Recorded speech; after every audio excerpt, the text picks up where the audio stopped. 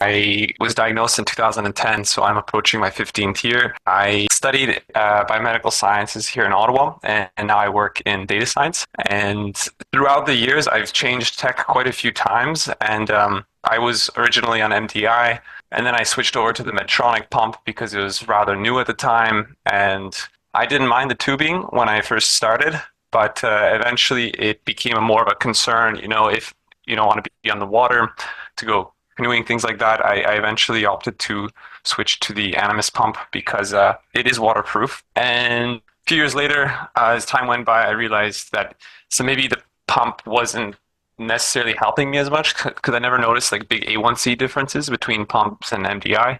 So I switched back to MDI, which I appreciated because it's much lower cost. You essentially don't need to get as many supplies.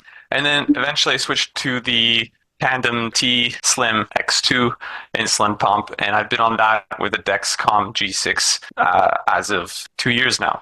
And it is not waterproof, but my worst fear did happen one summer where I flipped a canoe and fell in the water with it. But it was fine. So I do believe that it is a little bit water resistant. A lot of the times, if you find that your sugar is unpredictable, a closed loop system like this is a huge benefit because it'll prevent you from going high during maybe nighttime hours or during the day if you're focused on your work or you're doing something else and you don't necessarily have the time to constantly be checking.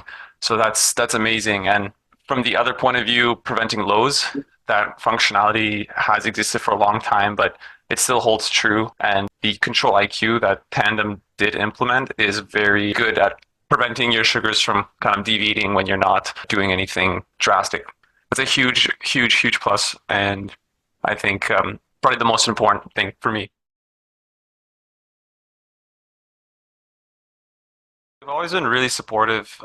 They always brought up the idea. I've never been the best person to like go and follow all the research that's happening, so it would usually come from them initially, and then once I had become familiar with what was on the market and what was being produced, I would equate myself with Excel and just kind of go through the benefits and disadvantages of each, and then obviously apply that to my own life. What do I need the most out of it? So they were definitely the biggest push for getting a pump to begin with. And surprisingly, they were still a push to switch to Tandem. I was on the MDI. I was quite happy. It was simple, but yeah, the Control IQ they mentioned they brought how useful that could be and that it's worth a shot. So the fact that it was really easy to kind of hop on that with the clinic and have the Ontario funding put in place in just a few months, I was able to make that switch pretty seamlessly. So not so many barriers, which I was really grateful for. I just wanted to add one thing. An important individual that also influenced the pump switch to T Slim was the resident that I actually spoke with while I was seeing my endocrinologist. I was at first skeptical because he was very like poor. He was like, T Slim, yes, you got to do it, you got to do it.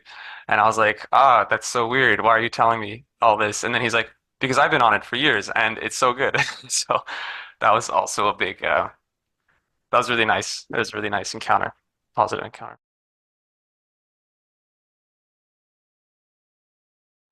Specifically, it probably depends a lot on what obviously your child's life looks like and what's most likely to benefit them. But I think from your role, being persistent and wanting to have those conversations will make all the difference eventually. Sometimes it takes a little bit longer to kind of break the way that we think. I know like I was very rigid when I was thinking as a youth, but in time it kind of things become more clear. So finding ways to let them come to that understanding that this could be really beneficial to them is yeah, actually I don't know how to give very specific advice, but generally having those conversations will eventually lead to positive things.